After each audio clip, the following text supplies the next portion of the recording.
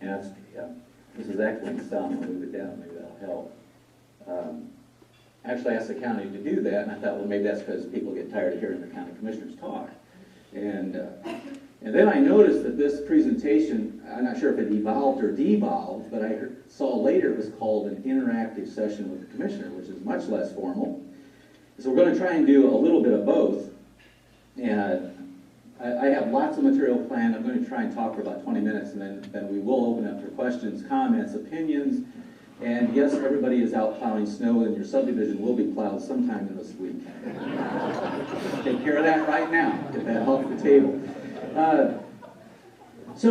Just to begin, I want to share with you a little bit of what I call cow pasture philosophy, which is this is a result of growing up on a dairy farm, and I kind of incorporate it in my own life. And I think it's a good philosophy generally. And for those of you who grew up on a farm and maybe had to go out and bring the cows in from the pasture, you know that there's always at least a group that's at the far end of the pasture, and most of the time it's all the cows are out there. And so it's important when you bring the herd in that you keep one eye on the herd, your goal, the horizon, but it's also important to keep another eye on where you're walking, where you're stepping. And so that's important, because I think in life we need to just generally keep an eye on where we're going.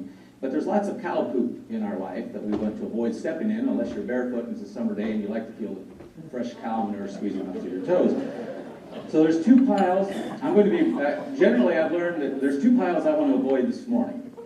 And I'll share with you what I see the herd is in the future. There's two piles I want to avoid this morning. Number one is I don't want to be the pile of optimism, because I've learned that I'm a little too optimistic, and in this day and age, if I'm too optimistic, I lose credibility. So I'm not wanting to be too optimistic. On the other side, the pessimism pile. And that's a large one right now, and I don't think we need to be too pessimistic, so we're going to try and find the green grass in between that as we go through that. I've got three areas I want to talk about this morning. Number one, the economy, because it's the economy, stupid. And what does that mean from Elkhart County's perspective? Secondly, talk a little bit about county government finances and where we're at with that. And then if we got some time, maybe some general community comments. But on the other hand, I am a politician, which I don't think adds much credibility either to my comments on the economy. So, some observations, and I'm going to start with sharing a story with you. Obviously, we were the center of national attention last year, which afforded politicians and community leaders lots of opportunities to be on the news, radio, TV, newspapers, national and local. So here was the favorite question that I was asked. Mr. Yoder, Commissioner Yoder, Elkhart County is one of the worst counties in the world for unemployment. And in the midst of this recession, exactly what is Elkhart County government doing to solve the problem? So we have a world recession, a world economic event, and the county commissioner in northern Indiana is supposed to have the solution to solve this. So one thing you learn about the media is, first of all, people generally don't want to know details. They just want a soundbite, and especially the media just wants your soundbite. So in 30 seconds, I needed to sound intelligent, compassionate, and not irritate the left or the right politically. And so here was my answer. Because generally, I'm not too bad of a politician. I just think it comes naturally to me, I think. So I said, well, here's what we're doing in Elkhart County. We have underway in Elkhart, city of Elkhart on Bridge Street, we rehabbed that bridge. That's a $1.2 million project we did last year. We also have a 6-span bridge project underway. That's $19 million.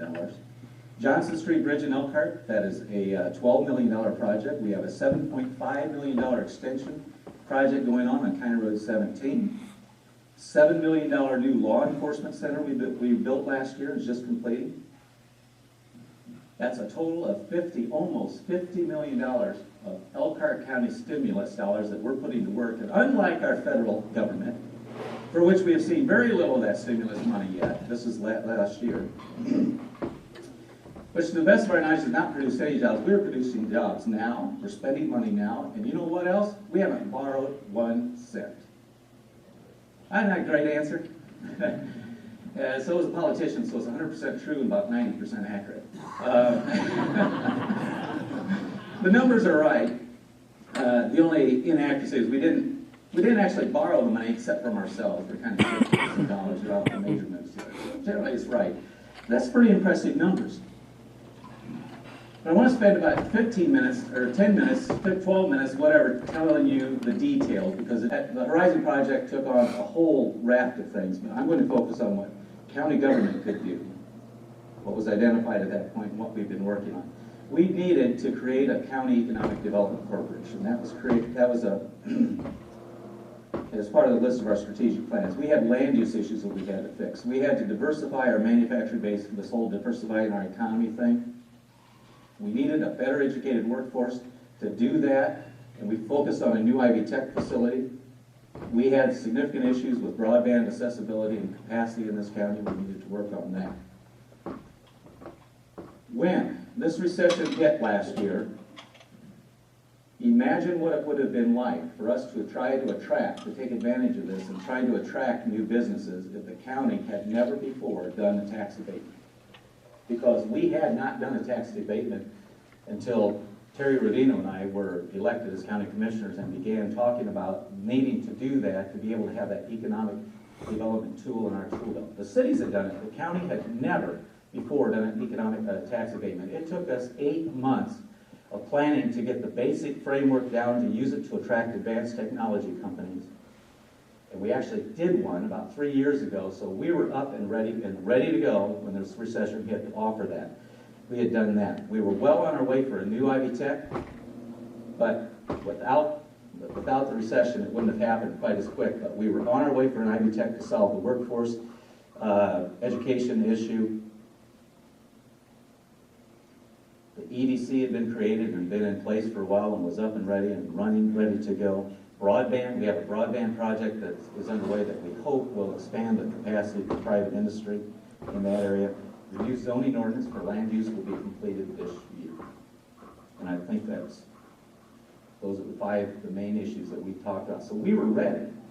The key thing though, on all those projects that I talked about, all that expenditure, those investments rather, that's basically a fulfillment of long-range planning on the part of the county. All of those projects would have happened whether it's a recession or not.